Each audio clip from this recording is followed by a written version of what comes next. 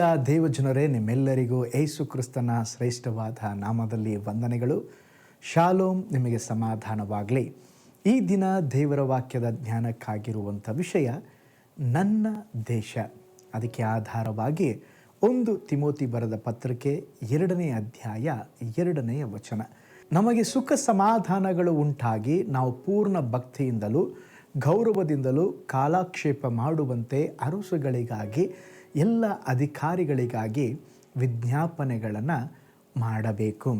ನೋಡ್ರಿ, ದೇವರು ನಮ್ಮನ್ನು ಇಟ್ಟಿರುವ ದೇಶಕ್ಕಾಗಿ, ಅಧಿಕಾರಿಗಳಿಗಾಗಿ, ನಮ್ಮ ಊರಿಗಾಗಿ, ನಮ್ಮ ಪಟ್ಟಣಕ್ಕಾಗಿ, ಜಿಲ್ಲೆಗಾಗಿ, ರಾಜ್ಯಕ್ಕಾಗಿ, ದೇಶಕ್ಕಾಗಿ ನಾವು ಪ್ರಾರ್ಥನೆ ಮಾಡಬೇಕು.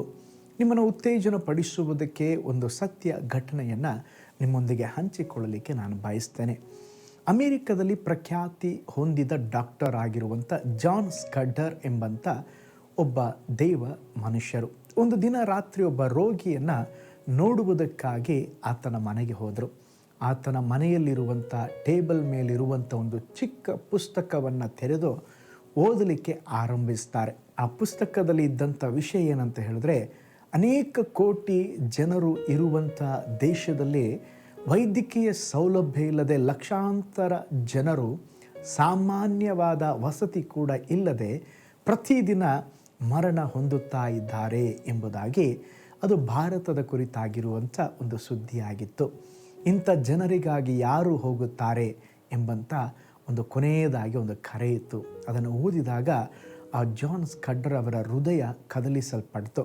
ದೇವರು ಅವರನ್ನು ಭಾರತ ದೇಶಕ್ಕೆ ಸೇವೆಗಾಗಿ ಕರೆಯುತ್ತಾ ಇದ್ದಾರೆ ಎಂಬುದಾಗಿ ಅರಿತುಕೊಂಡು ಮನೆಯಲ್ಲಿ ತಿಳಿಸಿದಾಗ ಅವರ ತಂದೆ ಹೇಳಿದರು, ನೀನು ಭಾರತ ದೇಶಕ್ಕೆ ಸೇವೆಗೆ ಹೋದರೆ ನೀನು ನನ್ನ ಮಗನಲ್ಲ, ಅದು ಮಾತ್ರವಲ್ಲ, ನನ್ನ ಆಸ್ತಿಯ ಯಾವ ಭಾಗವನ್ನು ಸಹ ನಿನಗೆ ಕೊಡುವುದಿಲ್ಲ. ಆಗ ಜಾನ್ ಸ್ಕಡ್ಡರ್ ಅವರು ಅದನ್ನು ಯಾವುದನ್ನು ಕೂಡ ಕಂಡುಕೊಳ್ಳದೆ ತನ್ನ ಹೆಂಡತಿ ಮತ್ತು 2 ವರ್ಷದ ಮಗುವಿನೊಂದಿಗೆ ಭಾರತಕ್ಕೆ ಹೊರಟರು. ಕೆಲವು ವರ್ಷಗಳ ನಂತರ ಜನಿಸಿದ 2 ಮಕ್ಕಳು ಕೂಡ ತೀರಿ ಹೋದರು. ಆದರೂ ಆತನ ಪ್ರಯಾಸದೊಂದಿಗೆ ಭಾರತ ದೇಶದಲ್ಲಿ ವೈದ್ಯಕೀಯ ಸೇವೆಯನ್ನು ಮಾಡುತ್ತಾ ಬಂದರು. ಜಾನ್ ಸ್ಕಡ್ಡರ್ ಅವರಿಗೆ 7 ಜನ ಗಂಡು ಮಕ್ಕಳು, 2 ಹೆಣ್ಣು ಮಕ್ಕಳು ಜನಿಸಿದರು. ಅವರನ್ನು ಸ್ತೋತ್ರ ಅಮೇರಿಕ ದೇಶಕ್ಕೆ ಕಳಿಸಿ ಮೆಡಿಕಲನ್ನು ಓದಿಸಿದರು. ವಿದ್ಯಾಭ್ಯಾಸ ಮುಗಿದ ಕೂಡಲೇ ಅವರು ಭಾರತ ದೇಶಕ್ಕೆ ಕರೆಸಿ ಭಾರತ ದೇಶದಲ್ಲಿ ಅನೇಕ ಪ್ರಾಂತ್ಯಗಳಿಗೆ ಕಳುಹಿಸಿ ವೈದ್ಯಕೀಯ ಸೇವೆಯನ್ನು ಮಾಡಿಸಿದರು.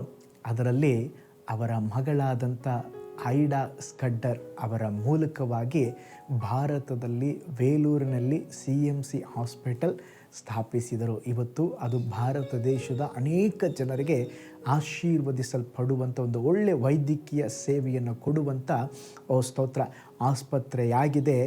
ಸ್ತೋತ್ರ ಅದು ಐಡಾ ಸ್ಕಡ್ಡರ್ ಮೂಲಕವಾಗಿ ಮಾಡಿದಂಥ ಒಂದು ಸಂಗತಿ. ನೋಡ್ರಿ, ಮೋಶೆ ಅರಣ್ಯದಲ್ಲಿ ಕುರಿಗಳನ್ನು ಕಾಯುತ್ತಾ ಇದ್ದಾಗ ಮುಳ್ಳಿನ ಪೊದೆಯಲ್ಲಿ ಉರಿಯುತ್ತಾ ಇದ್ದ ಬೆಂಕಿಯ ಮಧ್ಯದಲ್ಲಿ ದೇವರು ಮೋಶೆಯೊಂದಿಗೆ ಮಾತನಾಡಿ ನನ್ನ ಜನರನ್ನು ಐಗುಪ್ತರಿಂದ ಬಿಡಿಸಿ ಕರೆದುಕೊಂಡು ಬಾ ಎಂಬುದಾಗಿ ಹೇಳಿದಾಗ ಮೋಶೆ ಅದು ಮೊದಲು ಅಂಗೀಕರಿಸಲಿಲ್ಲರಿ. ಆಮೇಲೆ ಬಹಳ ಹೊತ್ತು ಮಾತನಾಡಿದ ನಂತರ ಅಂಗೀಕರಿಸಿದನು. ಪ್ರೀತಿಯುಳ್ಳ ದೇವಜನರೇ, ಇಂದು ನಿಮ್ಮ ಸುತ್ತಲೂ ನಡೆಯುತ್ತಾ ಇರುವ ಘಟನೆಗಳನ್ನು ನೋಡುವಾಗ ಆಳ್ವಿಕೆ ಸರಿಯಿಲ್ಲ, ನಾಯಕರು ಸರಿಯಿಲ್ಲ ಎಂಬುದಾಗಿ ಹೇಳುತ್ತಿರಬಹುದು.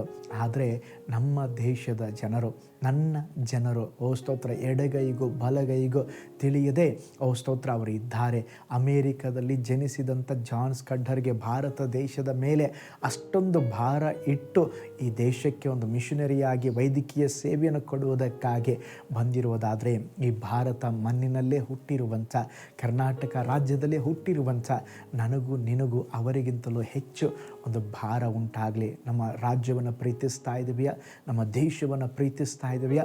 ಹಾಗಾದರೆ ನೀವು ದೇಶವನ್ನು ಪ್ರೀತಿಸುವುದಾದರೆ ದೇಶಕ್ಕಾಗಿ ಪ್ರಾರ್ಥನೆ ಮಾಡಿರಿ. ಸಂಗತಿಗಳು ದೇವರೇ ನಿನ್ನ ನಾಮದಲ್ಲಿ ಬದಲಾಗಲೆಂಬುದಾಗಿ ದೇಶಕ್ಕೆ ನಮ್ಮ ಒಂದು ಕೊಡುಗೆಯನ್ನು ಕೊಡೋಣ.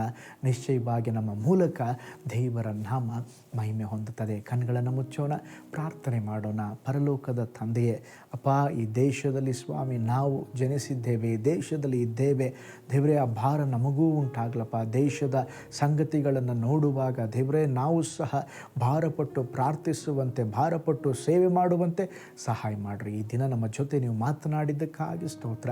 ನನ್ನ ದೇಶಕ್ಕಾಗಿ ನಾನು ಪ್ರಾರ್ಥಿಸಬೇಕು, ನನ್ನ ದೇಶವನ್ನು ನಾನು ಪ್ರೀತಿಸಬೇಕು.